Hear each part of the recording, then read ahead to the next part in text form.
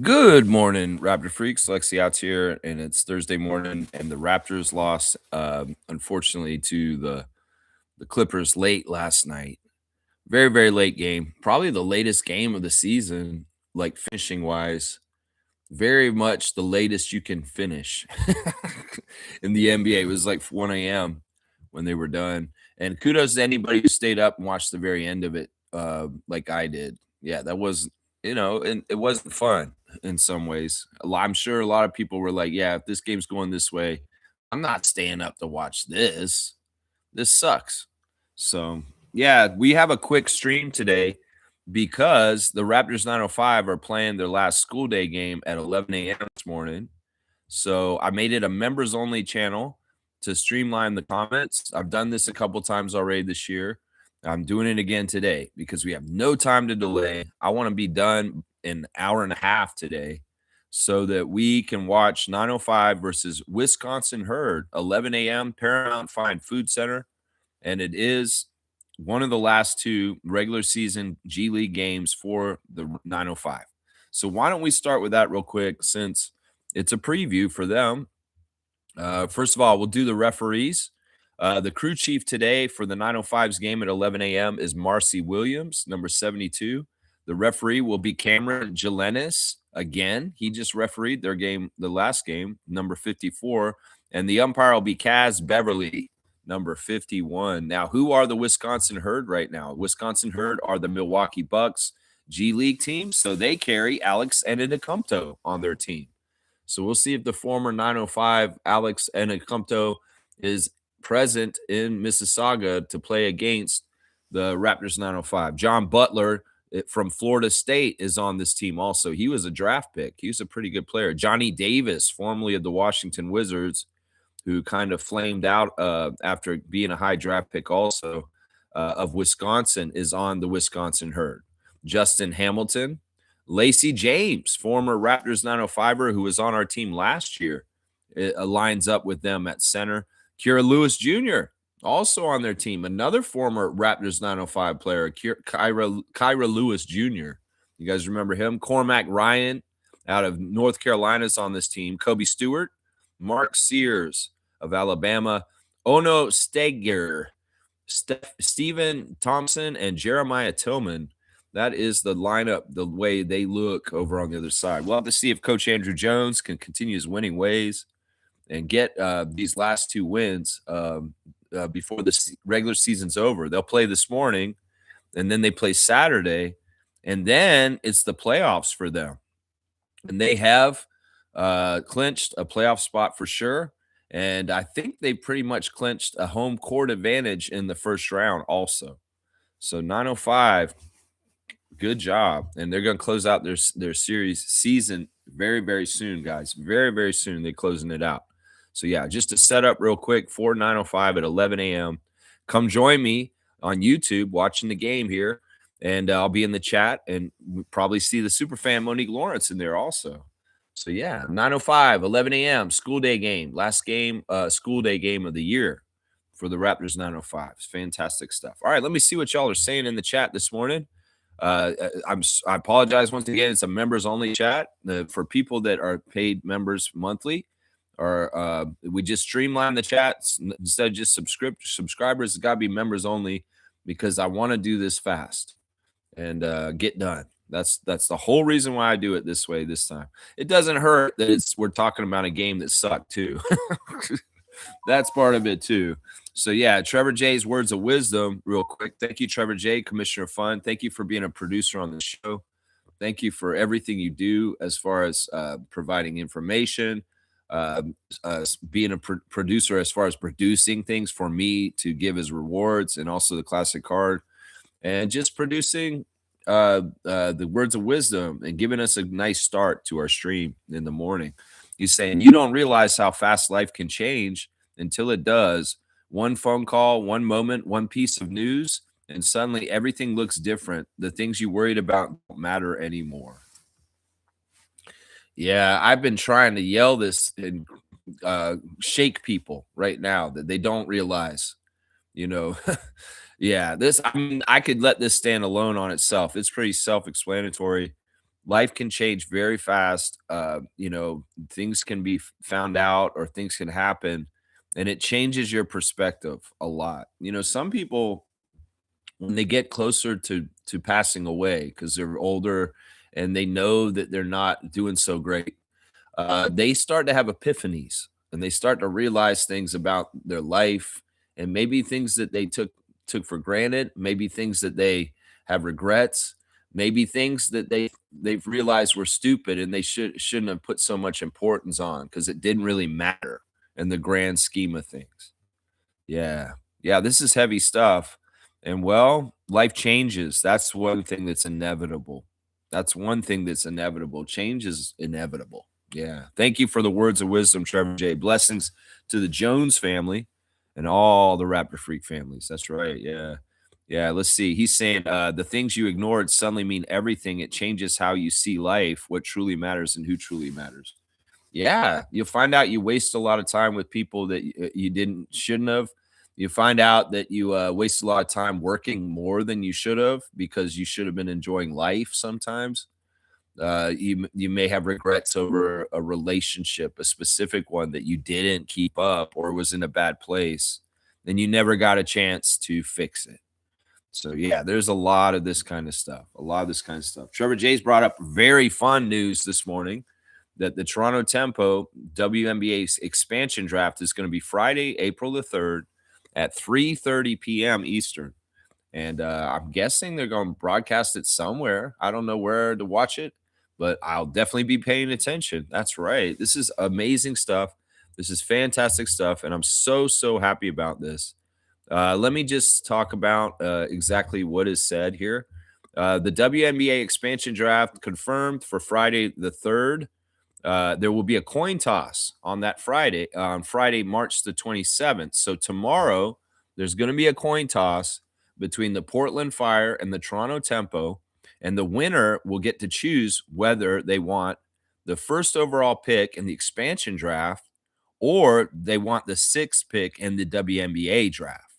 And the other franchise will pick seventh and in the WNBA draft. So it's basically, do you want to go first in the expansion draft? Or do you want to go first in the WNBA draft? And the person who wins the coin flip tomorrow will determine that. So we're either going to be picking first in the expansion draft and picking seventh in the draft, or we're going to be picking second in the expansion draft and picking sixth in the WNBA draft. I would say, which one do you guys prefer? Maybe I'll put a little poll up. Even though it's a members only stream, we should be able to all answer the poll. Would you rather have expansion draft number pick 1, or would you rather have regular draft pick number 6? Which one? So, which would you prefer the Tempo to get? Seriously, all right. Which do you prefer they choose or get? Because they may not choose, because they may just get whichever one the other side chooses if they win the coin flip. So yeah, we'll put that poll in right there. Which one do you think is more important? Getting the expansion draft pick number 1 or a WNBA pick number 6? Yeah, interesting stuff here today. That's big news. That's big news that we've got the deets on when the expansion draft is. I love it. I love it so much. It's just awesome. It's like, guys, we're going to have WNBA Toronto Tempo players on the 3rd of April. We'll know some of the women that are going to be putting on the Tempo jersey for the first time ever. Hopefully a lot of them will be playing. Maybe there's going to be some trades or something like that. It's not a lot of time to trade these people. Also, Trevor's bringing up that Olaf Lang is our newest associate head coach, joining head coach Sandy on the Tempo staff. Yeah, this was already kind of announced months and months ago. This is not really totally new. This was expected. And the reason why is Olaf is Sandy's husband. And he has coached with her as part of her staff all over the place. He was with her last year when she coached the New York Liberty. He was with her in Phoenix when she coached in Phoenix. and he was also with her recently when she was coaching the Australian national women's team. He is like her number one assistant coach and also her number one assistant coach in life because Olaf is Sandy's husband. And he brings quite a credentials with him because a lot of the stuff that she's done and won, he was right there next to her. So he's technically a two-time WNBA champion coach also because he was present in New York and Phoenix when she won those times. So yeah, welcome to Toronto, Olaf. And we look forward to this. This is something that was unofficially implied and expected, but it was officially announced yesterday that it is for sure. Yeah, Olaf, Coach Olaf, and as Trevor said, his title is associate head coach. So that means Sandy gets thrown out of the game. Olaf is coaching. It's kind of what it is. They're a husband and they're a wife and husband team. It's kind of cool. One of the things I want to talk about real quick, while I don't forget, is the CBL schedule has come out. The Canadian Elite Basketball League schedule came out earlier this week, and it's fire. I've already marked down my calendar for all the Scarborough Shooting Stars games for this summer. I'm going to figure out where I'm going to go to my hometown. My home team, Scarborough, is my home team. And when I'm going to get the games down at the Pan Am Center. I'll be coming down there, Big Cat, Jamal McGlure, and I'll be checking out the Scarborough Shooting Stars at the ends once again. So go and check out your team in your area and make some plans to go to a CBL game this summer.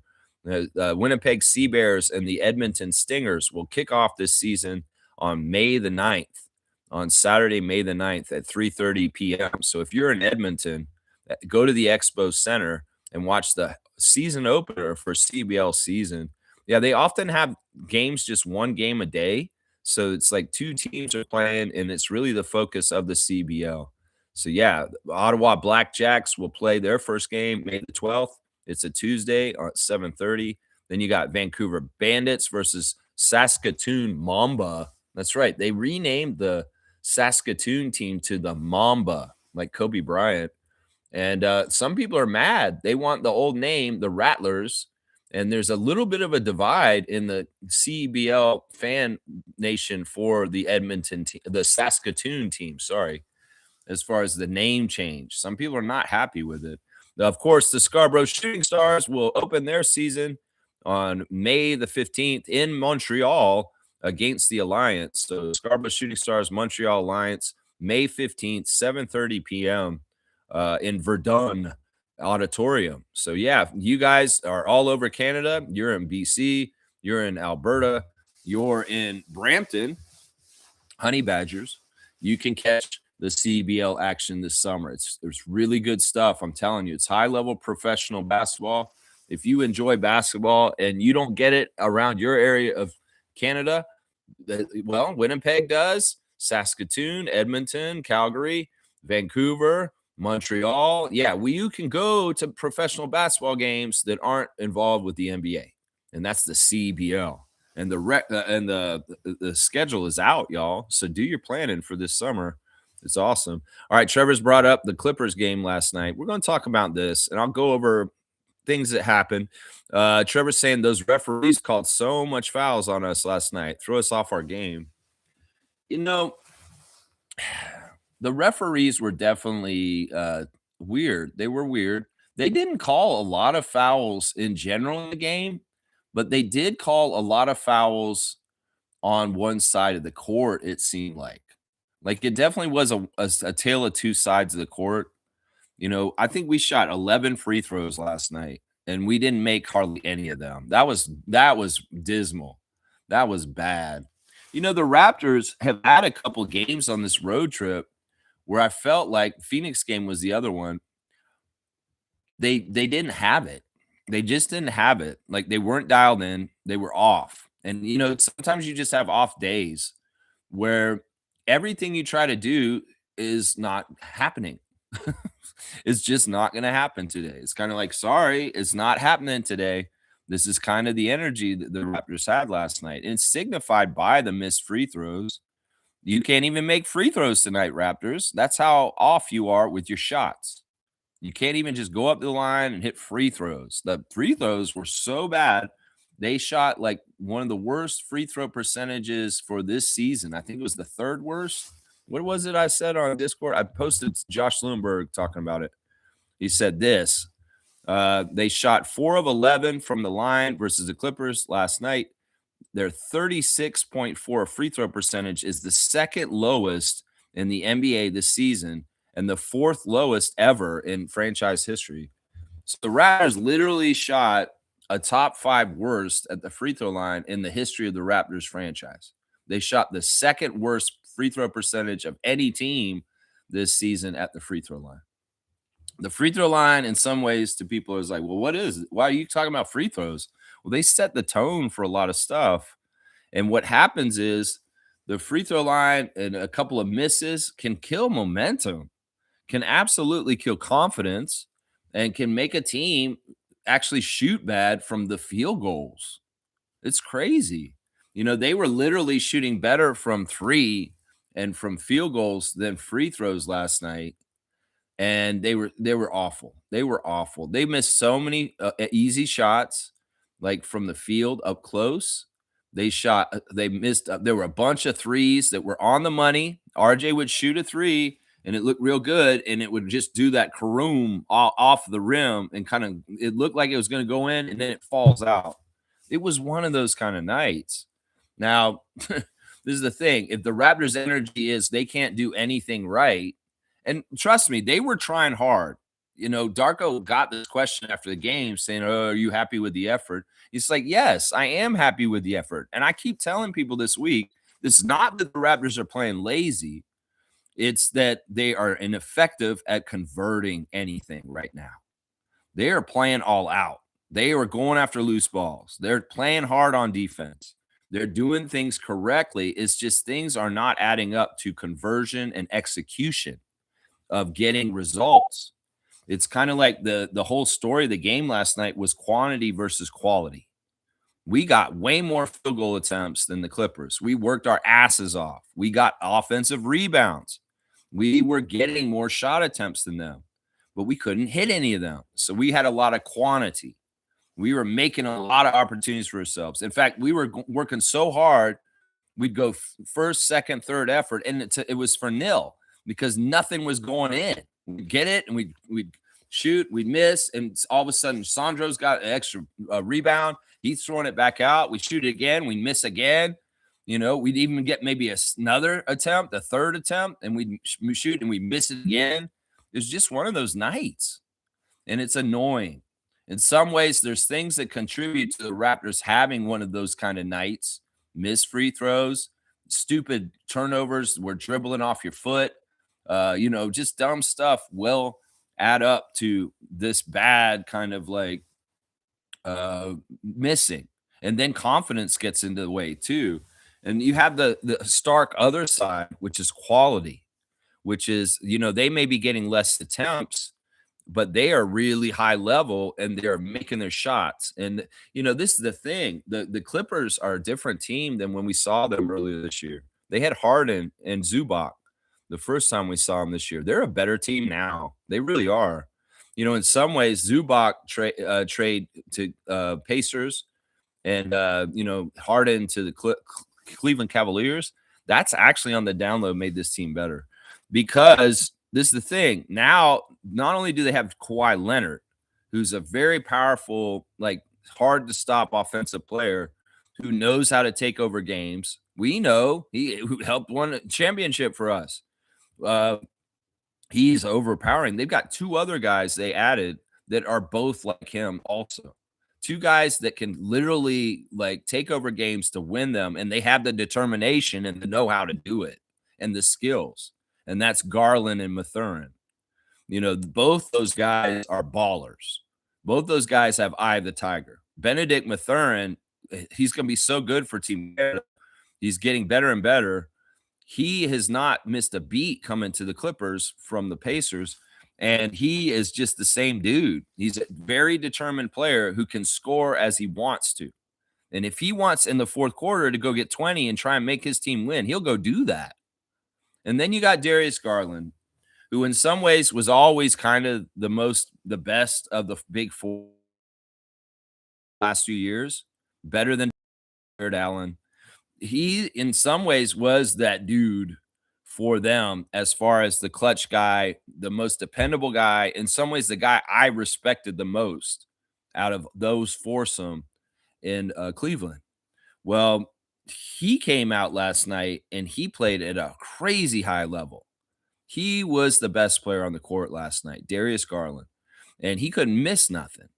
And meanwhile, we've got us bricking everything and totally off, and they're honestly the opposite. They're hitting shots that they're lucky they're hitting. That half court shot that Garland hit at one point in the second half was like, yeah, they've got everything in their way and going their way, and we've got everything going against us right now. Because if he can hit that shot, add the buzzer beater, and make it and put them up by 3 more at the end of the third quarter, well, that's just symbolic of how it's going tonight. A lot of people are getting upset and angry once again. Partly because they look at the standings and see this team was a 500 team, the Clippers, and they're in the play-in, and they just beat us. And also, we fell below Atlanta into the 6th seed in the Eastern Conference playoffs. That can frustrate nephews and casuals and Raptors Nation. They're just kind of like, I react to the exact thing that's going on right now. But there's still lots of time. There's a lot of games, and we could very well just get right back into that position very, very quickly. But people are going to react to the moment, and they're going to fall out. And there's so much overreaction right now. The one thing that people have to realize is the Clippers are not their record. They're not their record. And what I described to you just now about Benedict, Darius, and Kawhi is that they have premium high-level talent that is not young. These are guys that are proven dudes that have been around. I mean, Mathurin's a little bit young, but for the most part, he's always played with a very astute high level of kind of veteran scoring and ability right from the start, even as a rookie. And, this really was a showcase of the Clippers' immense talent in their top 3 players. And all 3 of them were badass last night. Kawhi had trouble at times. Scotty did a good job on him. In the first half, Kawhi Leonard couldn't do most of what he wanted to do, but Darius Garland could do whatever he wanted to do. And later on, at times, Kawhi would get loose, and we'd see some of the unstoppableness about Kawhi. But for the most part, we were doing okay against Leonard, but not against Garland. Garland did whatever he wanted to. And then Mathurin coming in off the bench as just a powerful scorer and a determined competitor, he added his part too. Yeah. That Kawhi has the worst stats against Toronto out of all the other teams since he came to the Clippers. I know in some way, somewhere deep down inside, Kawhi feels bad about leaving after 1 year. And I think he goes easy on us to a degree. I also think that maybe it's just basketball gods looking out and saying, yeah, Kawhi, you're just not going to be this kind of player against this team that you helped win a championship in 2019. Because he does have his worst stats out of all the other teams that he plays is against Toronto since he played for us. Like, he goes off on other teams and goes crazy on them. And his stats are lower. His averages are lower against us. And his field goal percentages too. So it's partly probably we cover him up and pay special attention to him, especially in the year after he left and those times. But that's true. It's true. They were showing on the broadcast last night the Kawhi stats against the Raptors are not that good. Are not that good. Yeah, let's keep going in the chat a little bit here. Trevor's saying this on March 27th. Oh, he's writing what I said earlier about the coin flip. And yeah, this is stuff that I talked about earlier. I didn't know you wrote that in also. I figured I might as well talk about it all right there. Fiercey's here. Good morning to MJ. Good morning, fam, and happy Thursday. Great words of wisdom, Trevor J. Yeah.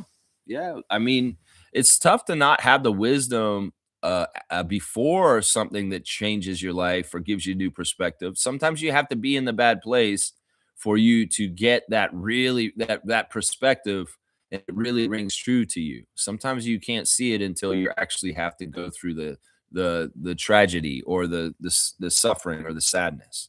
And it sucks. It sucks because it's like, hey, it'd be great if I'd known this before. I would have done something different. Well, you got to go through this and then you find it out.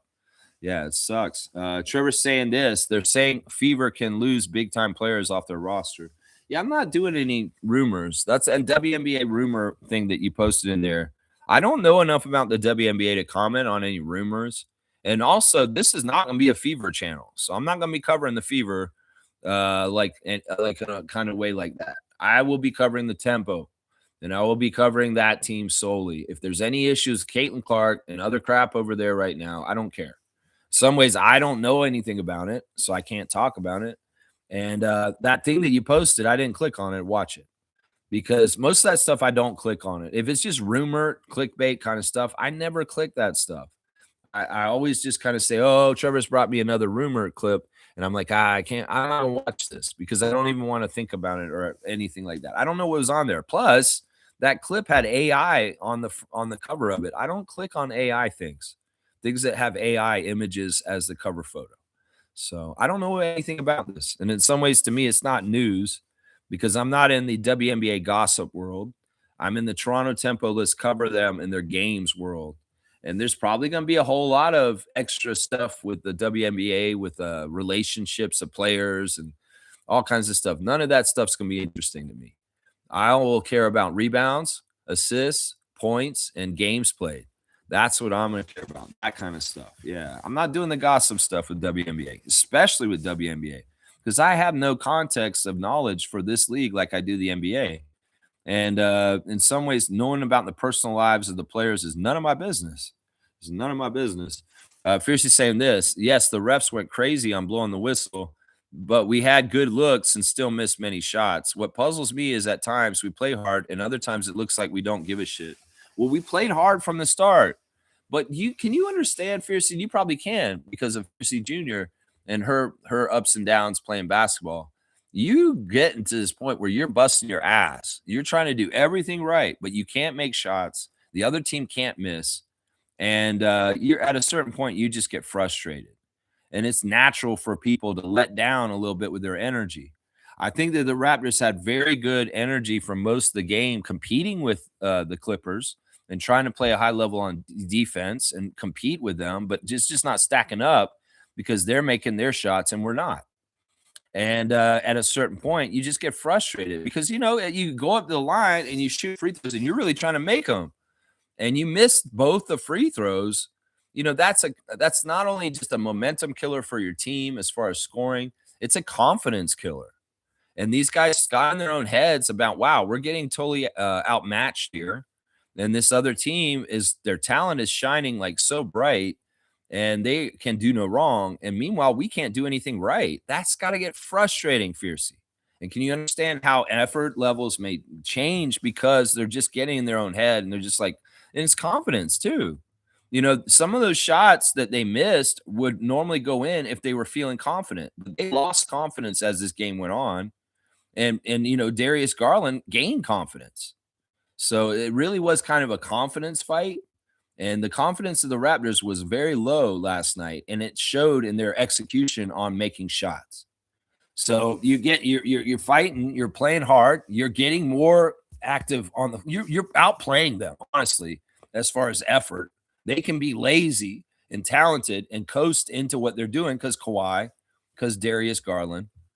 And meanwhile, we're working our ass off to do anything, whether it's Brandon trying to do stuff to get free and he's getting physical and he can't hit shots, whether it's, guys that are getting in and getting second chance shots, like second rebounds, and they're putting it back up and it just falls off the rim and off to the side. That's deflating.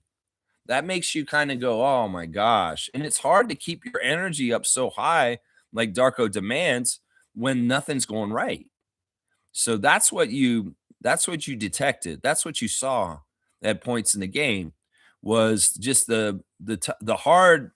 It's very hard to keep up your compete level when your compete is just not happening because the other team's kicking your ass. You're playing your ass off to try and beat them, but you can't make any shots. You not only can you not make shots, you can't make any free throws. I mean, that really was extremely symbolic of last night, the fact that they shot 36% at the free throw line. It's a big part of what happened there. The free throws are a huge part because it's showing that, a lot of different things right there. Yeah, it's that they didn't give a shit. It's just that they were tired, and they're also like, man, we're drowning in the water right now. The water's over our heads, and we cannot swim. And meanwhile, Darius Garland's doing water gymnastics and flipping around like he's in synchronized swimming, like, woo, I'm a dolphin. And meanwhile, we got like concrete blocks around our ankles, and we're down at the bottom of the pool. That's kind of what happened there. Fiercely saying the inconsistency annoys me, but I guess it's part of the journey. Meanwhile, we're back at 6. Another big factor in this game last night is their older team that's very more tested. Kawhi's very tested. I'm shocked that Kawhi is having a career year this year. I didn't realize that they were saying that he has more points this year than any other year in his career because he's been healthy enough to do that this year, which is interesting to me. You got Garland. Garland is not somebody just fresh into the league. This dude has a lot of experience, and he's played. Man, I have to give that guy so much credit. That guy is a baller, and he can't miss. Brook Lopez was a factor last night. In some ways, they could get rid of Zubac and trade him because in some ways they had this insurance of a playoff-tested veteran big that's been in the league for so long, and Brook Lopez. So. Yeah, I think that the Clippers did a good job at the trade deadline, and they're set up for next year better than they were at the start of this year. They're a better team after getting Garland and Mathurin and letting go of Harden and Zubac. They're a better team. That's a big part of it right there. Yeah. Yeah, we're back at number 6. The Hawks won. They just barely won, and it is what it is. I mean, what can you do? It's like we can control our destiny to an extent that, yeah, they just barely beat the Pistons too by 1 point right at the end of the game. And that would have helped us a lot, but it's a half game. And as somebody said in the chat yesterday, we're going to play the Pelicans tomorrow and they're going to play the Celtics. So it could very well be that this flips right back as of tomorrow, but we have to beat the Pelicans, and the Pelicans are sneaky good right now. They're actually won 6 out of their last 10, and they're very dangerous, even though they've been eliminated from the playoffs. But we have some revenge for them that we've got to have in mind. But yeah, and then Sunday against the Magic, that's going to be a huge game. And I'm going to be going down there to get as loud as possible to help the Raptors in that game on Sunday. Yeah, don't overreact just because we dropped the spot. The standings are always in flux, and they're always moving around and up and down. And, there's so much overreacting in Raptors Nation, and they're all making these crazy says like, if we end up in the play-in and we lose in the play-in, fire Darko, stupid shit like that. Listen, once again, we got way above our expectations for the season already. The season's already a success. Everybody who thinks whatever outcome happens at the end of this year has an implication on whether Darko will be fired, you're an idiot. Bobby's not going to fire Darko for getting us into the playoffs and stuff like that. We'll be in the playoffs. I truly believe this. Even if we fall into a play-in game where you have to play it, I'll bet you we'll win that play-in game and we'll be in a playoff series. But there's already casuals and nephews in Raptors Nation. They're coming around saying, well, if we end up in the play-in and we lose in the play-in, I want to fire Darko right away. Oh my gosh, this man is above and beyond, and we are a very successful team this year. And meanwhile, this is just dumb nephew shit. Once again, you're building a sandcastle on the beach, and you're building it intricately, and it's nice, and you built it for 3 years, and then you want to kick it down and start all over. That's what happens when you fire your coach and you start all over. You have to start all over, trust me. And in some ways, we don't need to do that right now because there's no reason to do that because Darko has been successfully making our team better every year he's coached it. So I'm sick of the overreacting. I'm sick of the toxic fans that will throw people under the bus just for one loss, just for their perception of failure is this and it's unacceptable. What the fuck? Who the fuck are you? What the fuck do you know about basketball that you think that he should get fired just because they lost the Clippers last night because Darius Garland was the best player on the court and he played absolutely fantastic last night. He really did. He was amazing. And in a lot of ways, I have a lot more respect for Garland in a Clippers jersey than in a Cavs jersey. Let's just put it that way. Smooth's here. Good morning to Reggie. Scotty wasn't aggressive at all. Disappointing. The stuff with Scotty was weird. I mean, all right, let's go do the stars of the game real quick. My number one star of the game in this loss last night to me was Sandro Mamu. Sandro, once again, he came off the bench and he's very active. He's just doing all kinds of stuff, whatever it takes to try and help the team win. Sandro, 15 minutes, he got 13 points, so really good points per minute. 5 of 7 from the field, 3 of 5 from 3. He did miss a free throw. Ugh. 7 rebounds and 1 turnover, a -8. So he got 13 points and 7 rebounds in 15 minutes while he was out there. They had to put him in really quick because Jakob got elbow to the face from Mathurin, and it cut open his brow, and he had to get like 6 stitches in the middle of the game. And well, Jakob came back and played more in the games. Tough guy. But yeah, he was on the ground bleeding like that. And that meant Sandro had to come in really fast and put in some more extra minutes in there when Yak was supposed to be out there. But yeah, I appreciate Sandro for shooting 3 for 5 from 3. He was basically the only guy. 2 of his threes that he made were assists from Markel Fultz. Fultz actually had a natural chemistry with Mamukelashvili that was interesting in the game last night. We had a little bit of a shakeup of things. Darko did say that we missed Emmanuel, and that part of the reason why he thinks we lost last night is because Quickly was out. And he also is saying that Colin Murray-Boyles is ramping up, and he's not totally fully himself. And you could see he played better last night than he did against Utah. There's all kinds of different things and moving parts that are kind of going with the Raptors, with guys being hurt and missing and coming back and conditioning and stuff like that. Sometimes this kind of stuff happens. Colin, Emmanuel's out, Brandon playing with the heel, stuff like that. So second star of the game for me was Colin. I felt like Colin came off the bench and he was just a burst of energy. He was very involved, and I appreciate that. 24 minutes for Murray-Boyles, 10 points on 5 of 7 shooting, 5 rebounds, 2 assists, 1 steal, and 1 block, -23. Still a really bad plus minus, but at least he was out there fighting. And we did see some really nice passes to him when he was in the dunker's position, and he took care of it and threw it in. He's a very good finisher. He's a very good scorer up close. He's good at using glass. He's good at using pump fakes, and he's good at using power to get stuff near the basket. And there's tough people out there. He had to deal with Brook Lopez, and Brook Lopez blocked him at one point. But Colin was also very savvy in getting some points around there. So he's my second star of the game. So 2 guys off the bench are my first 2 stars, and that's not a good sign.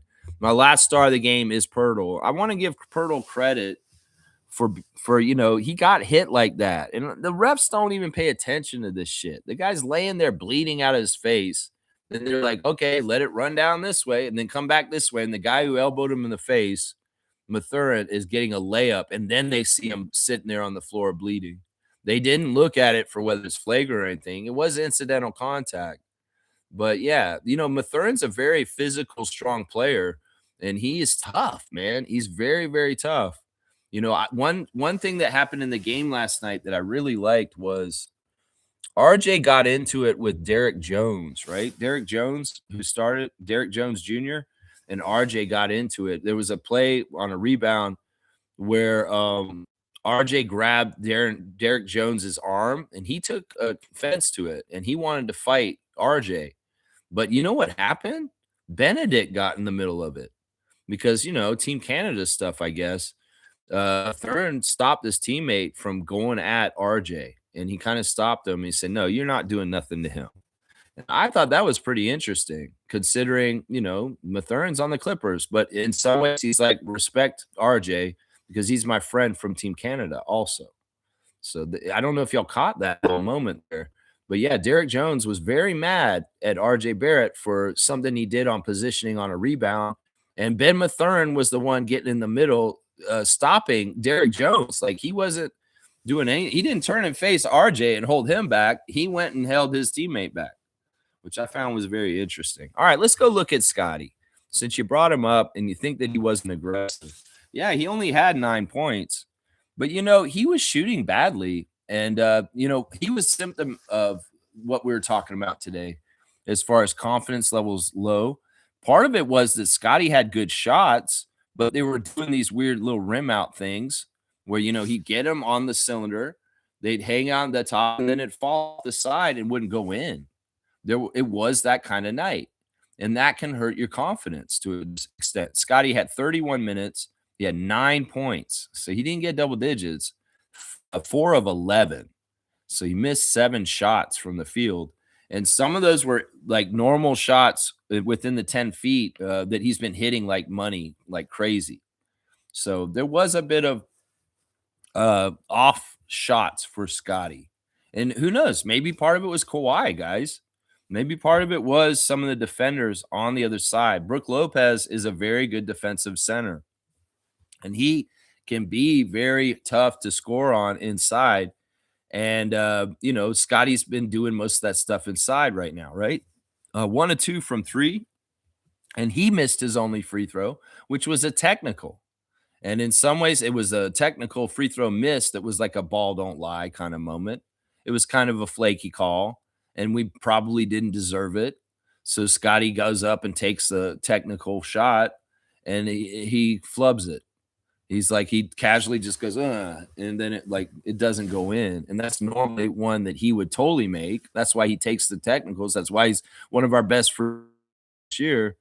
And that's symbolic once again.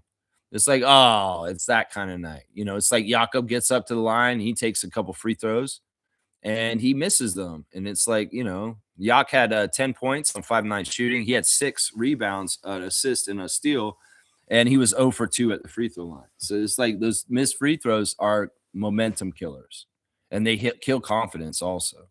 Yeah, Scotty did have 8 rebounds and 12 assists with only 1 turnover. He had 2 steals and a block also. So some stat stuff and going on, not scoring. And if you think about it, you're saying he wasn't aggressive, but if he got 1 more point and 2 more rebounds, he has a triple-double. So it's deceiving. You can look at Scott's output on offense and say he's not trying, he's not doing that well. Well, he did shy away from trying to score because he wasn't hitting his shot.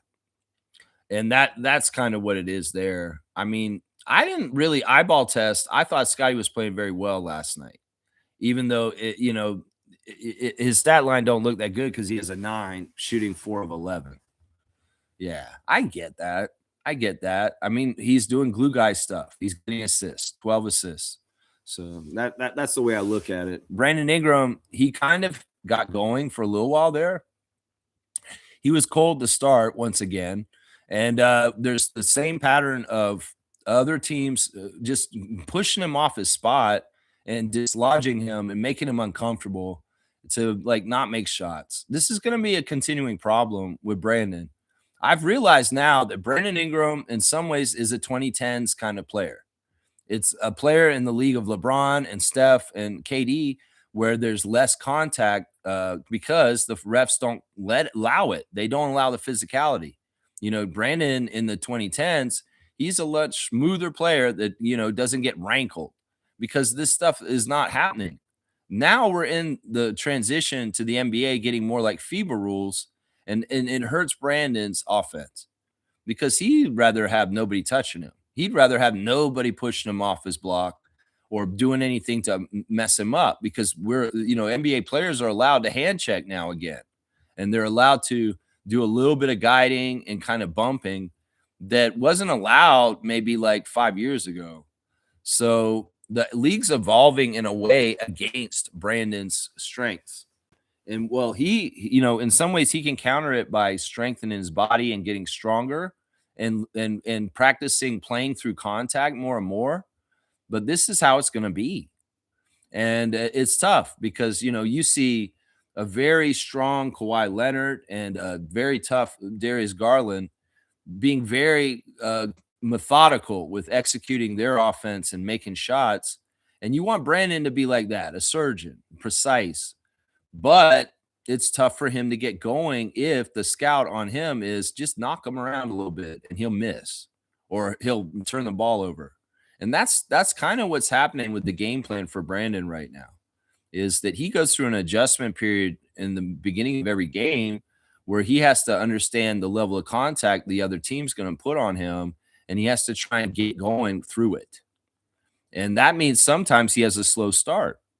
He does eventually start hitting his shot and coming around, but how long did it take to get around that kind of stuff? And if he's not motivated to lock in and really defeat them, he can be easily thrown off if he's not as determined as the person trying to guard him. So that's a big problem with Brandon right now. 36 minutes, 18 points on 8 of 18 shooting, 2 of 3 from 3. I love the 3-point shots. We needed them so badly. 2 rebounds, 4 assists, 3 turnovers, a steal, and a block, a minus 15. He should get honorable mention to a degree, but in some ways it's also like, this team on the other side has superstars that are rising the occasion and playing at a very high quality level. That means our superstars need to do the same to try and beat them, because their superstars will beat us and our team as a whole if you don't try and match their output in production. RJ had a tough night, man. RJ's been steady in these kind of games and given us good contributions normally, but not last night. He was off. And he symbolized how the Raptors were off. He did. 32 minutes for RJ, 12 points on 5 of 19 shooting. He took a lot of shots and he missed a lot of shots.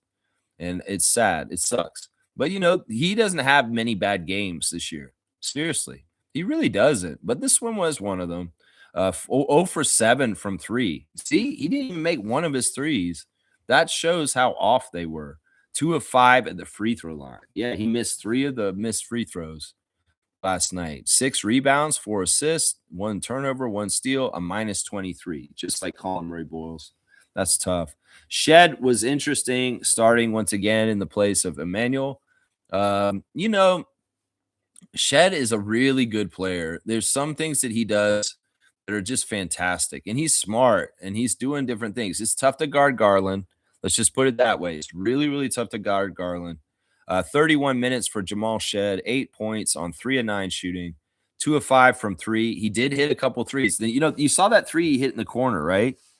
The reason why it went in was because it was at the end of the shot clock, right?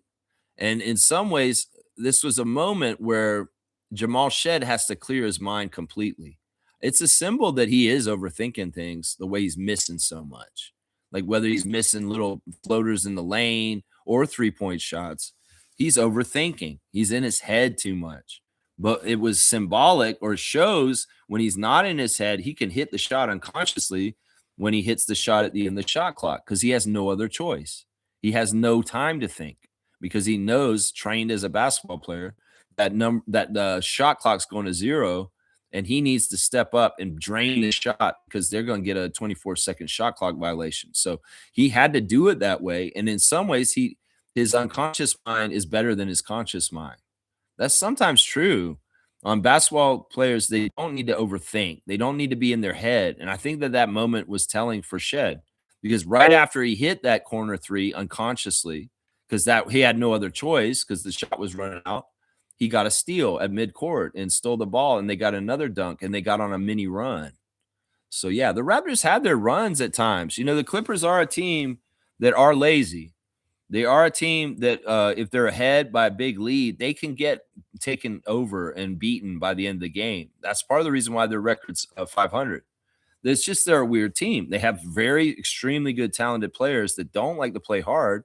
But if their talent's locked in, and like I said, if they're quality, they can beat our quantity of trying to outwork them. And that's kind of how that went. But yeah, Shed, I can't get too mad at him. There were signs of him figuring out what I just said, and that is, don't overthink things. Just go natural and just trust yourself and your instincts. And then, you'll do better. You'll do better. Off the bench, continuing with the guys off the bench. Let's see. Jamison Battle, 11 minutes, 3 points, 1 of 4 from the field, 1 of 3 from 3. 5 rebounds, a +7. He's another guy. He's somebody I wanted them to get the ball more and let him shoot more. Seriously. Jacoby Walter had his first dud game in a while. He had been on a real streak of production and doing great things for the Raptors, whether off the bench or starting. 15 minutes for Walter, 5 points on 2 of 3 shooting, 1 of 2 at the 3 point line, 1 rebound, and that is it. He didn't get a whole lot of burn because he got in foul trouble right away. That Mitchell Irvin and Nick Booker, they threw some fouls on Jacoby right away when he came in off the bench, and he got limited minutes partly for that. That may have been a weird ref hit job scout. That, oh, this guy Walter is shooting so well from threes. If you throw a couple of fouls on him and get him in foul trouble, the Raptors' best 3-point shooter right now is taken away from them for the game. And he did. There was a lot of time where Walter would have been on the court if he wasn't in foul trouble. But in some ways, we were like, whoa, Walter's back in now. That's how much they had to save him from it, because he had 4 fouls very quickly in this game. And I don't know if that was on purpose by the refs or not. I mean, I thought the refs were mostly pretty good. The challenge calls were pretty good. I'm not blaming the refs in any way for why we lost yesterday. I'm blaming the bad shooting and being just totally off for why we lost. Yeah. So Jacoby had a bad game. He had a bad game. Trace Jackson Davis got in for 4 minutes of garbage time at the end, and he got 1 basket on missing another basket. So it was 1 of 2. Jonathan Mobo, 4 points in 4 minutes, made both his free throws, made his only shot. He got a rebound and Garrett Temple got a little bit of trash talk to him from this weird guy on the other side I'd never seen before, this Padula guy. Like, who the fuck are you, bro? You gonna come in here, rookie, no-name guy, number 00 on the Clippers, and talk trash to Garrett Temple, this old head who's been in this league forever? Oh, man, that's a wrong move. In some ways, people had to tell him, it's like, well, who the fuck are you talking to, bro? That was a weird moment where I was like, this guy is a little jerk. This guy, number 00, the garbage time for the Clippers last night. Now, that's Garrett Temple, man. You need to have some respect for your elders, is what I'm saying. Markelle Fultz, once again, I've told y'all he's a waste of time. That basically what he did in this game yesterday was he got 2 good assists to Mamu, and that's it. That's all he did.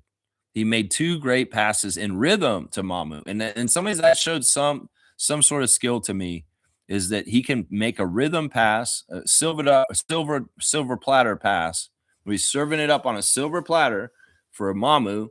Here you go. It's in rhythm, so right into your rhythm, and boom, he hits the threes off of the rhythm off of Markelle Fultz's pass. That's it. That's all he did.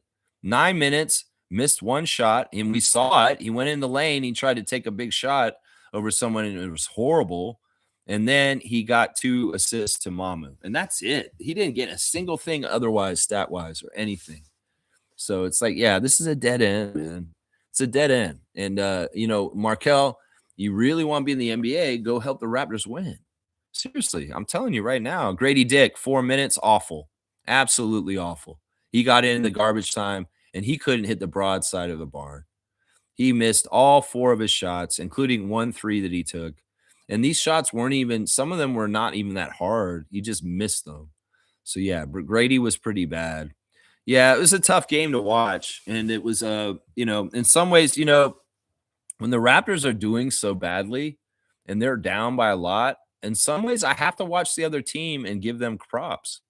And, the enjoyment in watching the game last night is watching Darius Garland, is watching Kawhi Leonard and Benedict Mathurin, and seeing those 3 guys just play at a very high level on the other side. All 3 of them got 20 points. Kawhi had 27 points in 30 minutes on 9 of 19 shooting. He did have 3 turnovers. Scotty got on him pretty good.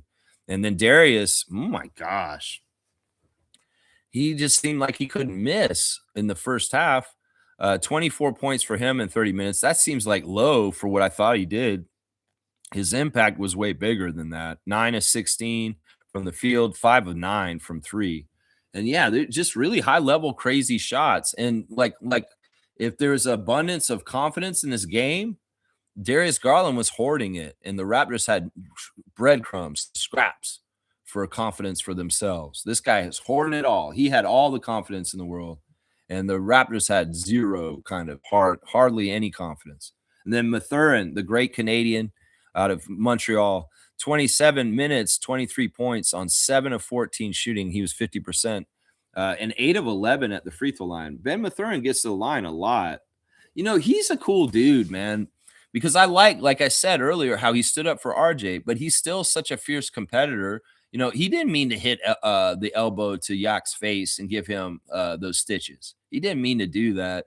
But also at the same time, he's the kind of player you want on your team because he gives a shit and he really try hard, really, really try hard for your team. Man, if he's in a Raptors jersey at some point in his career, I will be overjoyed. Benedict Mathurin. He's something else, man. 6 assists and 0 turnovers also on the down low. That's impressive too. So those three, and Brook Lopez was good too for them, and he hit some key threes at times also. So yeah, let's do the team stats. We'll just go ahead and get this box score out of the way. The shooting 51% for the Clippers and 42% for us. We took 14 more shots than them because we manufactured that. This is what I'm saying, the quantity. They had quality, we had quantity. We had 14 more shots, and they were derived from offensive rebounds and turnovers, but we still made 2 less field goals than them with 14 more attempts.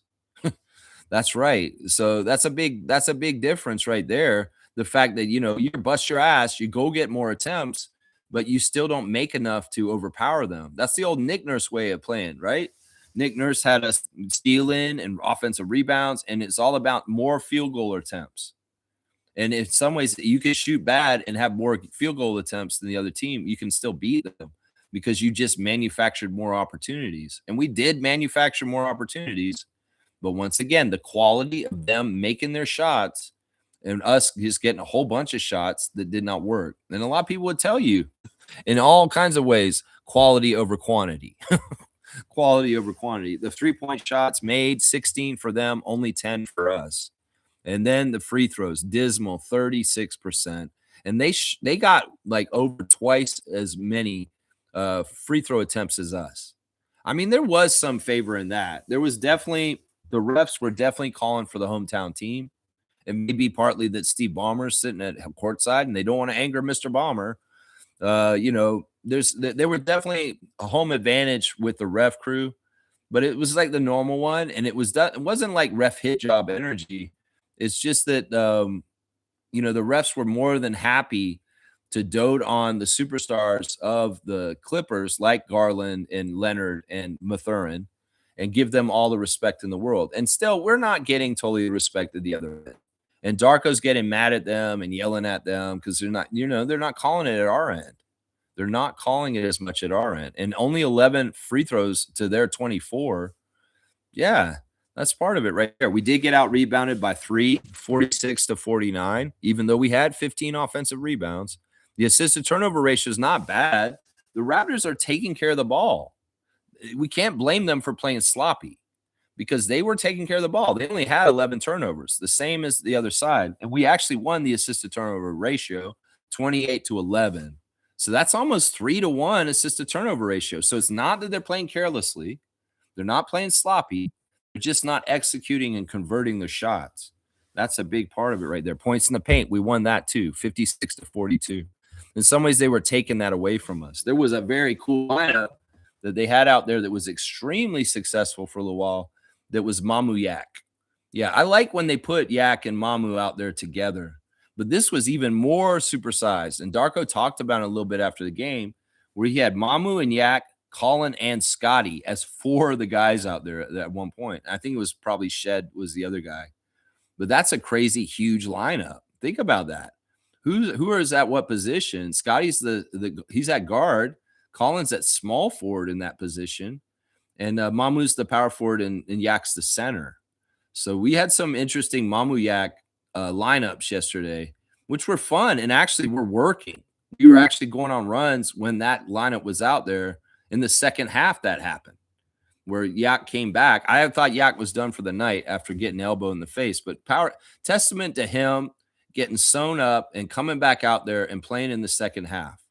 Yeah, playing in the second half. And he was determined after that, getting hit in the elbow. And you did see the Raptors, after Yak got elbow in the face, have an uptick in their energy and trying harder. Alas, even though they're trying harder, you got things like Colin Murray-Boyles coming to get offensive rebound and dunk it back in. But symbolic of it is dunking it back in and it's bouncing back out and not going in. That epitomizes the game last night. That we shoot a shot, we miss. Collins coming to get the offensive rebound. He's at the front of the rim. He can throw it in, but he hits it off the back of the back iron, and boom, it's going back the other way, and it's not a point. We also saw, and this is something that pissed me off in this game last night. We saw at the very beginning of the game, Kawhi Leonard had a drive to the basket, and Yak fouled him out near the foul line, and he took like 3 steps afterwards and then made the layup. And Nick Booker and Mitchell Irvin said continuation, and they gave him the and one. And this was like one of the first drives of the play of the game. And I'm like, wait, whoa, whoa, whoa, whoa, whoa. If this was us, that would be side out. And you would say that was not on the shot, because it wasn't. But they gave him a superstar call where they're like, yeah, give him the and one. He'll get the basket and the and one. There was a play later in the game with Scotty that was almost identical where, and this is the insidious new ref manipulation of calling the foul on the floor and not on the shot, is Scotty made a similar move and he was on his way to the basket, and he actually finished through the contact also and made the basket. They raved off the basket. If they had given him that, he would have had double digits. And instead of giving him free throws, they said, no, the foul's on you dribbling up, which they should have called the same thing on Kawhi near the beginning of the game. And they side outed our ball. And then we didn't even get any points on that possession because once we passed the ball in, it turned into a turnover. Stuff like that. It's like RJ works real hard. He gets position. He's down low, and he's trying to make his pump fakes, and he gets fouled. And he goes to the free throw line. He misses both free throws. It's like we're doing good stuff, but we're getting to good position. We're getting shots, but we're not executing them. And when you don't get the points, you don't get jack shit for them, right? There was one point where RJ missed both his free throws, and he managed to get the offensive rebound and put it back in. And I was like, okay, well, that's a weird roundabout way to get your 2 points. Your free throw percentage will suffer for it, but at least you got the 2 points in there after that. But yeah, there's a lot of that stuff. Missed opportunities. You can see what I'm talking about with the foul calls on drives to the basket and the difference between what happened to Leonard and what happened to Barnes. You can see it. You can see it in the game, and you can understand that's a manipulation in the game. Yeah, that's a manipulation. All right, let me keep going in the chat. Fiercely saying pick number 6 is far along. Opportunities to miss out on exceptional talent up to 4. I wouldn't mind. Great news anyhow. I'm excited. Yeah, we can't do anything about this. This is in some ways the Shaq rule. And, this has plagued the Raptors franchise in their early expansion years too, where they do stupid shit where expansion teams are not allowed to have a top 5 pick. So I don't know anything about the WNBA draft prospects. If it falls off after that, well, Monica Wright-Rogers and Teresa Resch and Sandy, they're going to have to know their people and understand who we can get at that point. Is there tiers and we're just outside of the best tier if we pick number 6? That's interesting. Yeah. Yeah. What was the other thing I was going to say just now? I forget. But yeah, pick number 6. We can't really do anything about this. And they're going to have to do their best with what we get. In some ways, nothing that's happened with the Toronto Tempo has been ideal for the most part since the very beginning, since even the initial bid. Nothing has been ideal. And in some ways, I'm kind of taking this whole stance of, the Tempo, I don't expect them to do anything. I want them to just be who they are. And if they are successful in any kind of way, that's fantastic. But also, if they're having trouble out the gates and they're a team that doesn't win a lot, well, there's a lot of reasons why. There's all kinds of goofy shit that's happened to them that's not normal and has made it a bumpy road for them before they even have players, before they even have players. It's crazy. It's crazy. Let's see. Not easy to be with your partner 24/7. For Sandy and Ola to have collaborated professionally all these years, it's a very good sign and shows great chemistry and stability, important for a team. Yeah, I mean, they obviously are a good partnership if they can be partners in life and as a coaching staff. And, it hasn't soured. This is something that's been going on for a long time. They've been working together. So that's fantastic. And I look forward to seeing them coach the Tempo and doing them fantastic things. Sandy Brondello needs to get her 3rd WNBA championship with her 3rd team, and that's in Toronto. That's right. Yeah. Shaq Lindsay's here. Good morning, Shaq Lindsay. I always knew this would happen. Clearly, teams around the 5 to 9 spots got better during the trade deadline. We did absolutely nothing to fill in our glaring holes. You can't win if you can't shoot. Yeah, but once again, what is our timeline compared to those teams? Those teams are in win now like modes, a lot of them. And we had specific goals for the trade deadline, and that was really to move Oshai and to just do some money stuff. And Bobby, to his credit, he got a big man project at the trade deadline. We weren't trying to get the big home run guy like Vucevic in Boston. We weren't trying to do that kind of stuff. And every fan that thinks, oh, we need to do that every year, we don't, because it can be disruptive to your team build and the slow build that you're doing. Once again, we don't rush. We do things the right way, and the outcome will be better. And we're not in the position to challenge for the championship this year. It's just not realistic. So why would we go all in this hand of the poker? In some ways, we're not ready to strike like that. And we can't compare ourselves to other teams that made moves and did stuff like that, like James Harden going to the Cavs. Because they're in some ways, when we talked about this before, they're in like we're in trouble mode, right? Them and the Knicks, for sure. It's like if they don't get to a championship or they as far as possible, it's a huge failure for those teams and the way they're built right now. Celtics, all those teams up there. Maybe not the Pistons even, because the Pistons are young and the Pistons have future and they're building and they're at the top of the league. But the Knicks and the Cavs, they're desperate. And if they don't do things right because their payroll, in some ways they have to make tough decisions this summer. So just understand we're on a different part of the escalator going towards Larry O'Brien than those other teams. And no, I'm not going to think this is a fail because in some ways it wasn't the right trade deadline or time for things to happen for us.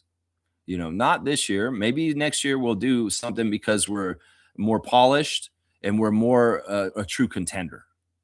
But it doesn't make any sense to do that kind of stuff if you're not truly a true contender this year. We're not. And I'm not stupid enough as a positive fan to think that the Raptors are a true contender for the championship this year.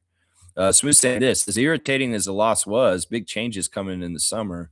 Raptors almost always get the shots they want. They just don't hit them. Consistent problem all year long. Scotty's not being consistent, especially against good teams, is a problem as well. By consistent, I mean the ball. He can do it. I mean, once again, he on the down low had a pretty good game last night. It's just once again, we got to remember he's a Jason Kidd. He's a Magic Johnson. He's not necessarily a Kawhi. That's the thing. You can see him against Kawhi. And in some ways, yeah, it's frustrating. You want Scotty to be more alpha and go and take the ball and demand it and be more selfish, but it's just not his DNA. And we have to accept that for him because he's still our most talented player and he's still like a really good franchise player to have on your team. So yeah, everybody wants different things in their life. We got to understand what we can and can't control in our lives, right? In our regular personal lives. We got to understand this also on the Raptors level. We can't totally control Scotty and his mentality and what he's going to want to do on the court and how he's going to go about doing it. We could see it from the outside and say, oh, he needs to do this more. He needs to do this more. But that doesn't mean that that's how Scotty sees it. So I would like this, once again, use this card that says stop denigrating our team and start giving props to the other side.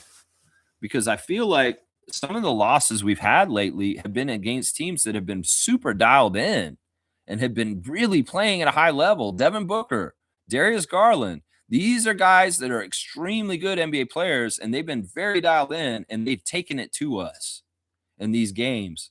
It's not always all about us and being self-centered about the Raptors. Sometimes it's just that other team kicked our ass because they played at a high level, and they deserve the credit, and they deserve to win. Everybody immediately wants to be self-centered about it with, well, it's the Raptors. They did this, and they did that. What if it's just that Darius Garland was badass and he wasn't going to lose the Raptors last night and the Raptors couldn't hit the broadside of the barn? I think that part of what you're saying here is I don't know if big changes are coming this summer. I wouldn't call them big. I call them medium changes, maybe small changes. And in some ways, it's like their personnel changes from the bench, hopefully. Big changes. What does big changes mean? We're firing our coach. Is that what you mean? No, there's not going to be any big changes. There's going to be a continued path going forward on the path we're on, developing a team and getting it better as a young core. And they age and get better from experience and more off-season work and getting better as young players. Jacoby Walter, Colin Murray-Boyles, Scotty Barnes. These guys can make leaps and still do off-season work and come back and be a better player next year. That adds to coming up.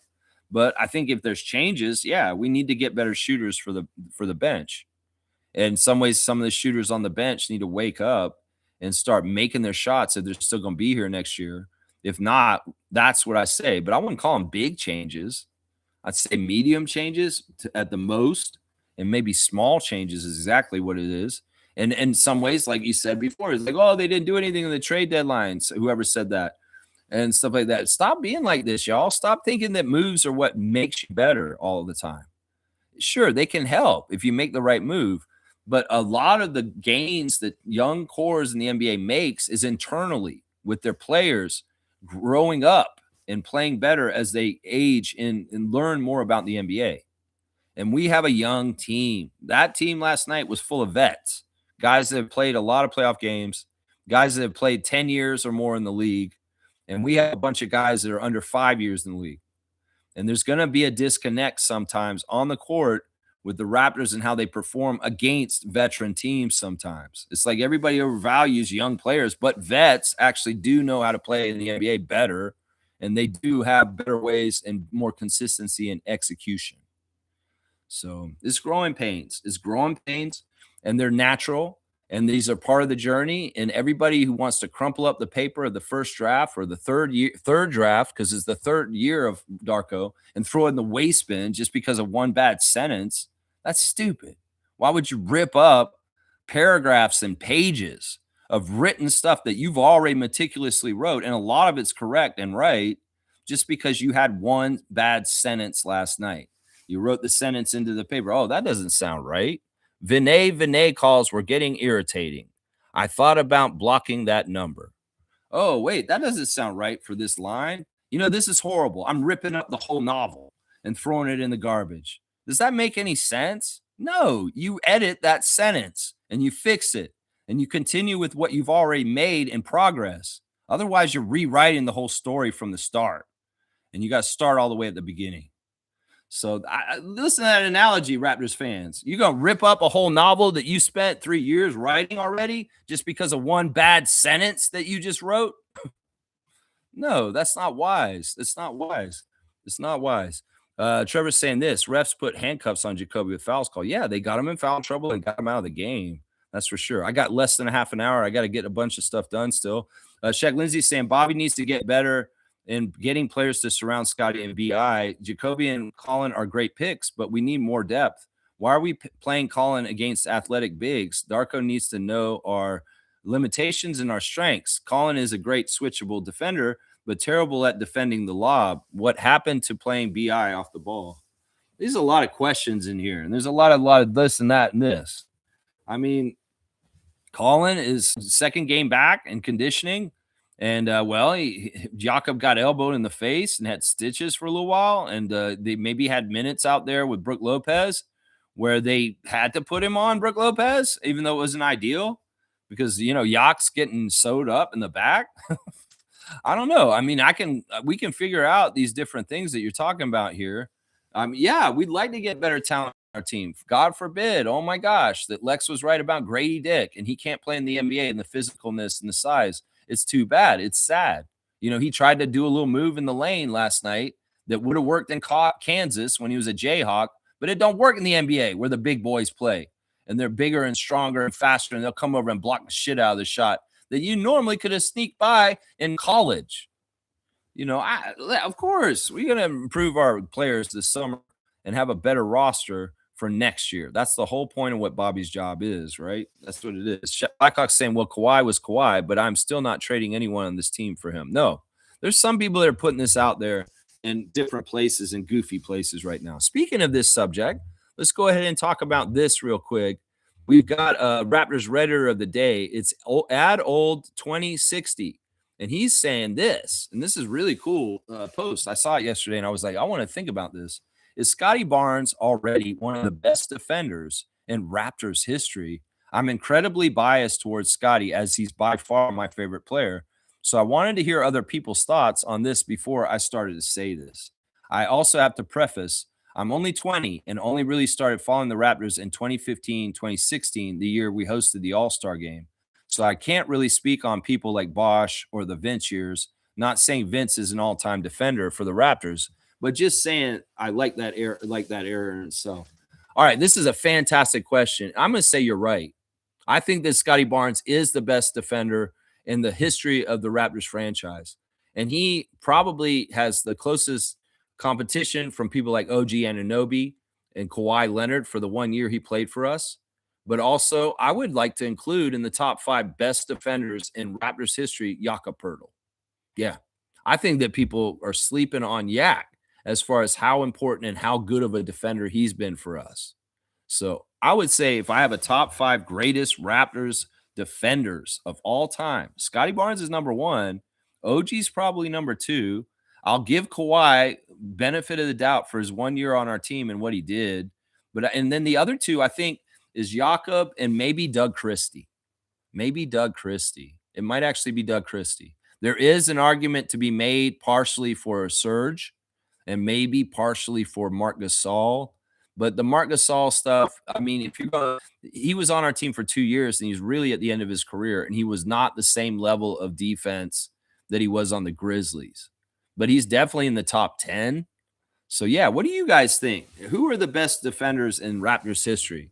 And I appreciate this conversation brought up by AdOld2060 because I feel like Scotty may be it. I mean, it makes sense from the stocks and him being up there with Wemby this year, and the versatility of his defense, being all around defender in all kinds of different ways, actually makes it really good. You got Doug Christie getting good steals and stuff, a few blocks here and there. You got OG being OG, yeah. But in some ways, Scotty is the best all-around defender in the history of our team. I believe that. Yeah. Yeah. Let's see. Fiercely saying, you're actually right, Lex. I shouldn't say they didn't care. Nothing worked yesterday. There are games like this. Yeah. It's frustrating. And Darko said the same thing after the game. It's like, I don't think that these guys weren't trying. It's not that they didn't care. It's just that they cared and they were trying and nothing went right. Nothing went right.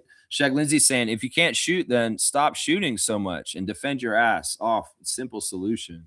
Well, what if you're as a collective, all your guys can't shoot? not even Bi, who's like the most money shooter there. Neil's saying how the Clippers played aggressively determined the outcome of the game. Even if we made more shots, it's hard to fight off that aggressiveness. I didn't think they were that aggressive. Honestly, they were kind of lazy. You know, there's a couple of premium defenders on their team with Kawhi and Brook Lopez. But for the most part, they're a lazy team and they don't try hard. And in some ways, they coasted on their supreme talent, and that's how they won last night. You know, Garland, if he's going to make crazy circus shots and Kawhi's going to be Kawhi, they have very powerful quality. Like I said, that's the big thing for last night, quality versus quantity. And quality will be quantity if it's locked in, and the other side is not, and it's solely shooting bricks. Yeah. Let's see. Defending is being aggressive. Yeah, I thought we played them pretty well for the most part. It's just that in some ways, it's like they were hitting very high level shots. Smooth saying maybe they partied a lot in LA, lots of distractions there. I hope that's not true. I mean, the 2 games that they stunk the bed in the last 3 games, which Phoenix and the Clippers, those are both places where it's very warm, and it is kind of like you know, I don't know. Hopefully they're not out doing stuff during the day that's messing them up. I don't think that's what it is. I don't think that's what it is. They're very professional. And in some ways, like they do really care a lot about winning. They really do, guys. It may not seem like it to you guys, but yeah, I don't think they partied a lot. I don't think that's right.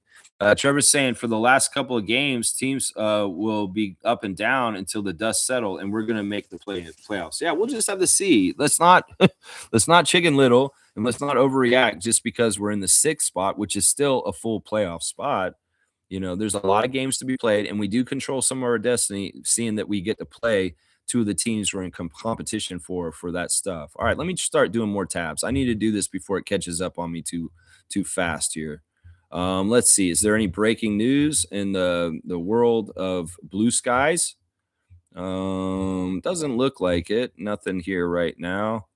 Um, yeah, that's crazy, man, that they shot so bad from free throw line. Let's do okay. There's a rookie ranking that came out this morning on ESPN that has Colin Murray-Boyles moved up from number 9 in the rookie class to number 6. And this is what they're saying about Murray-Boyles. And this is I forget who wrote the article. Murray-Boyles just returned from a nearly month-long absence due to a thumb injury. So it might seem strange that he leapt a few spots from the last edition, but there's a clear dividing line after the top 5 rookies in this class, and then a group of 8 or so rookies who could be jumbled in almost any order. Murray-Boyles pushes to the top of that second tier because he has the highest floor among that group. It's possible that Demon's offense might never develop enough to be a true point guard, or that Gonzalez tops out as an 8th man, or that Queen's defense sinks him. But Murray-Boyles' size and defensive versatility means he should be at minimum a solid rotation player for years to come. The number 9 pick could stand to expand his offensive repertoire, as he's made just 17 total threes and 24 total unassisted shots. That weakness could place a firm ceiling on his potential, but Murray-Boyles has contributed to a contending team and fit in as a viable small ball center as a rookie on a veteran-heavy team. That's not a veteran-heavy team. That's a bright green indicator for his future in the league. So I like this. They're giving some shine to Colin this morning and saying he's the 6th best rookie in the league. He's under Cedric Coward, Dylan Harper, VJ Edgecombe, Cooper Flagg, and Con Knipple. So, we picked him at what? The 9th pick? And, well, now he's the 6th best rookie. So they're winning right there, guys. Let's do real quick. I want to just go over this. The Straight Goods on Canadian Goods today is actually going to be something in support of our good friend Adriana. Guys, today is Purple Day, and that is National Awareness Day for Epilepsy. And I'm wearing purple in support of my good friend, Miss Greco. I love her so much. And yeah, there's going to be people out wearing purple today. They're supporting epilepsy. It's an international grassroots effort to raise awareness about it and reduce the stigma surrounding the neurological condition. So yeah, this campaign was founded in 2008 by Cassidy Megan, and it it encourages people worldwide to wear purple today to show solidarity and spark conversations about epilepsy and to stop some misconceptions about it. I know that Adriana herself today has many speaking engagements because she is somebody that does public speaking about the subject of epilepsy and making people more aware of, the things that people that have epilepsy, deal with and have to, navigate in their lives. So, guys, wear purple if you can today. Seriously, if you're going out and about in the city or wherever you're going, wear some purple today in support of epilepsy and our great friend, Raptor Freak Adriana. Yeah. So it's Purple Day, guys, and I that's a really big cause to me, and I hope that you'll support it too. So yeah, a little bit different on the Straight Goods of Canadian Goods today. Happy birthday to Justice Winslow. Justice Winslow has turned 30 years old today, and I'm not totally sure where he is right now. He actually last year is on the team that we're about to play in about 15 minutes. He was on Wisconsin Herd last year, and that's the last thing on his wiki as far as playing. So he may be taking the year off right now. I don't even think he's overseas or anything. But either way, we're going to say happy birthday to former 905 player Justice Winslow. And also, he was technically a Raptor. He didn't get any games, but he did get signed to the Raptors on a 10-day as a financial reward. But he didn't actually get into a game to be officially a Raptor.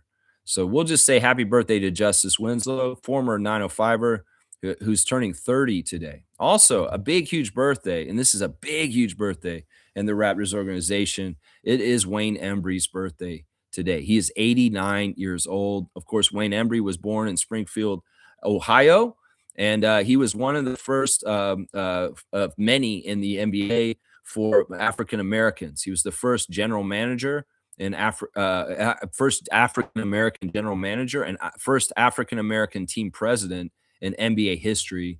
And of course, he was a contemporary of Bill Russell and was involved in a lot of early civil rights struggles for Black players and just Black people in society.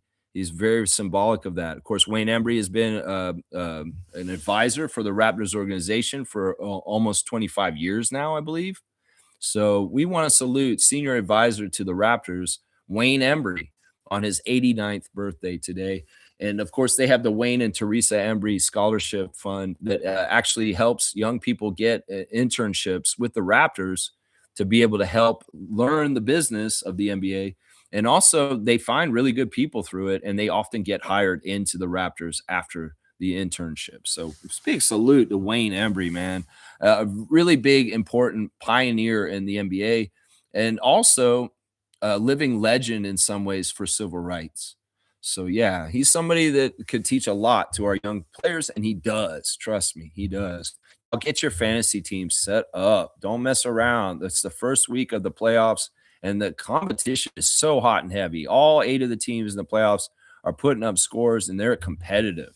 So it's a very, very tough week. You're going to want to win this week because it's one and done, and you go on to the Final Four if you win this week. That's right. So this is a big, big week. Get your stuff in. Make sure you're getting your plays done. Shaq Lindsay saying we could have really used Jakob in the post this game. Instead, we had Jakob differing and allowing BI to get the block. Once again, only to have our players stand and watch. Plus, it's predictable for teams to defend. Trev, if we are playing into opposing team schemes on offense and defense, what do you think is going to happen in the playoffs in a 4-game series team scheme for this unless you make changes? Well, honestly, these are things that are actually in our benefit. We will make adjustments, and we do have a coach that reads stuff, and we will have the derivatives because we have a versatile team to do different things, to change things and get different outcomes. So, yeah, once again, let's not overreact to one game and just say this, this, and this. Sure, you guys want to look for patterns. You want to think, oh, this is something about us in the fourth quarter and all this kind of stuff. It's not fair. And in some ways, once again, this isn't the playoffs still. In some ways, you can say, if we're like this in the regular season like this, we're not going to be able to do this in the playoffs. That's not exactly how it works. In some ways, we're just going to have to go through the journey as a team, as a collective, with our coach and our players. And we're a young core, and we got to learn it at our pace and our schedule. And a lot of the overreacting to what's happening is not keeping this in mind. And I feel like we don't need to be so nitpicky. In some ways, we got to allow for failure with our young core and to learn. And that's just natural. That's a natural thing. And, there are other ways we could have won last night. Sure. I don't know if we could have done post work with Yak. Brooke Lopez is a pretty sizable, once again, a former defensive, like all first defensive team in the NBA. So there are some low key things that maybe Darko was thinking about that why he wouldn't do that. We did see a little bit of good two-man game stuff with different people last night, a little bit. RJ's always fantastic with Yak. There was a couple of times where they passed off each other a couple of ways and worked it to really get the best shot. And I love that kind of action. We didn't see enough of that. And that's something we've talked about on this channel in the last week or so is like cultivating two-man action between two of our top players, where it's give and go or pick and roll or any of that kind of stuff is always good. And there was a little bit of that with Barrett and Pirtle at some points last night, which was nice to see. Yeah, let's see. Neil's saying, if you can't handle the loss, then take a breather. As Darko said, we have 10 days to go. We have 10 games to go, not 10 days. We still have 10 games. Yeah, it's more than 10 days. We still got like 3 weeks of the season left. So, yeah, let's see. Shaq saying, I really don't care about the standings. I care more about the style of play and how we adjust to adversity, which brings me back to my point. Defending is aggression. We aren't shooting well. Why are we allowing teams to have high percentage points against us? It's not that we're allowing them. Once again, I want to remind you, Shaq Lindsay, this is a really good league. The best players in basketball are in the NBA, in the whole entire world. And Darius Garland, Devin Booker, Kawhi Leonard, Jalen Green, these guys are very high-level offensive players, and we could play perfect defense on them, and they will still make some of their shots. It's like the classic thing with Jordan is like they say, you can't stop Jordan. You can just try and hold him down or slow him down. You can't actually stop him. So this is kind of the excellence of some of the offensive players that we've played on this West Coast road trip. Devin Booker is a seriously good scorer. You could guard him perfectly. and he'd still drop 30 on you. That's what this is right here. We can't say, oh, they didn't try. They're not stopping them. They're failing. They're trying. These guys are just on another level. And we know that because we had Leonard on our team. And we know how unstoppable he can be. That's why I was saying I'm giving some credit to Scotty because at the beginning of the game, he kind of contained Kawhi for the first quarter or so. But at some point, Kawhi started making his shots. He missed a lot of his shots early because they were guarding him up real nice. And Garland, I mean, geez, did you see the half-court shot he made at the end of the third quarter? That's how lucky. I was saying in the Discord chat, these guys got horseshoes up their ass. The way that they're shooting and making shots right now. So I think that's something you gotta keep into factor right there. Yeah, I think that's something you got to keep into factor. Sometimes it's just that they say this in announce crews. Sometimes that's really good defense, but better offense. That's really good defense, but better offense. That just is the case sometimes. It's just the case sometimes. It's not that they're playing bad defense. They're trying. They're playing it like they're supposed to. It's just it's not adding up to stopping them because you have a premier top-level elite NBA offensive scorer that is going to score on anybody. There could be two guys on him, and they're in his face, and they're shooting a crazy three from like 4 feet out from the three-point line, and they make it. It's that kind of shit, Yeah, 5-5 in the last 10, hitting 45 wins. Like I said before, that's fine with me. We're over 30. Once again, I've already declared this a season a success, and I'm not going to take anybody else's perception of it being a failure to heart or even validate it, because this year has been a success, unequivocally. And you know what? 42 means above 500 for the year, and that's a winning season. And that we win 2 more games, we're above 500. So there you go. There you go. All right, we got 5 minutes till 11, so I'm going to wrap it up real quick and run down my tabs real quick and get done.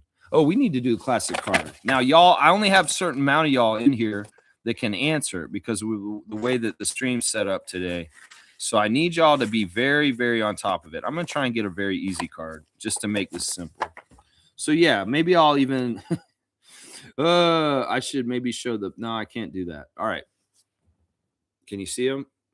That'd probably be good. Too good. Yeah, no DMP. And you're live, right, Fiercey? Make sure you hit live. As long as you guys are live, you should be able to see this. Can you tell from here? I'll bring it in. Yeah, you got it. Charles Barkley. Easy does it. Really nice, easy Phoenix Suns Charles Barkley card. I actually have that jersey. It's one of the few non-Raptors jerseys I actually own. Is that Phoenix Suns Barkley jersey with 34 in that style exactly. I do have that jersey somewhere. All right, Fiercey, it's a really easy one. So I'm just going to give you 34 points in honor of Charles. Yeah, so you get 34 points for Charles Barkley on the classic card of the day. Thank you for getting it and being live. I guess I should say thank you for being live and being able to get it right away. All right, let's do the wrap up really fast and get out of here. The Raptors 905 are starting a game in like 5 minutes. And it's going to be Marcy Williams, Cameron Jelenis, and Kaz Beverly, the referees against Wisconsin Herd. And that tip-off is 11 a.m. So that's why we're hurrying up and getting out of here. And that's why it's a members-only stream. The 3 stars for the loss against the Clippers last night to me were Sandro Mamukelashvili, Colin Murray-Boyles, and Jakob Poeltl. Yeah, the other guys, let's see. Any breaking news? Nope. And yeah, reminder, wear purple today, guys. It is Purple Day, and they do have a Purple Day walk that comes up too, where you can walk and pledge donations on walking a distance. So there's all kinds of events right now this month for epilepsy awareness and Toronto Epilepsy Association. So let's support our friend Adriana. Is what I'm saying. CBL schedule's out. Y'all check it out and make your schedules how you want to go to games. And also WNBA expansion draft. Woo-wee, it's coming up quick, and I'm excited about it. All right, y'all, thanks for watching me today. Tomorrow I'll have the preview for the New Orleans Pelicans game, and I'll also have the reaction to the game we're about to watch in the next 5 minutes. Hopefully you'll join me on YouTube on the Raptors 905 game against Wisconsin Herd, starting in about 5 minutes. I appreciate everybody. Thanks for putting up with me, and thanks for putting up with the Raptors. This is a team that we love. Remember this, guys. If you don't love the Raptors, you're not really a fan. If you're somebody who just looks at them as a team that you get, toxically abusive towards, you didn't do good enough and you beat it like a dog. What are you doing? That's not nice. And in some ways, we want to be supportive and positive and happy fans that love our team, not fans that look down on our team when they're not successful and are toxic towards it. And there's way too many people in Raptors Nation that I won't call fans that have that action in them. So, like, search your heart, people that love the Raptors. Are you for them or really are you not? You just want something to complain about in your life, and that's what this is. That's what I say. I know the Raptors freaks are not like this. We want the team to win. We love the team. Our heart's in the right place, and constructive criticism is heard here. And we are not so blind to some of the flaws and the different things, but also at the same time, we have to keep it all in the long-term, big picture perspective and understand what matters and what doesn't as far as making decisions with our team and the personnel that work for the team and play for the team. And that's the thing where a lot of people are getting it wrong is once again, that novel example I made, like you're writing a novel for 3 years. You've been typing at the computer every day and writing more of it. And then you write one bad sentence, one bad paragraph, and you want to rip up 3 years of work just for one bad paragraph, one bad sentence. That's not smart. What if all the work that you put in was actually leading you to an epic novel that's going to be absolutely a bestseller? But nah, you found this one sentence and this one paragraph made you sour on the whole project. So you just quit doing it and you threw it out and you start all over with a new author. That don't make no sense to me. You're getting further along with the people you already got.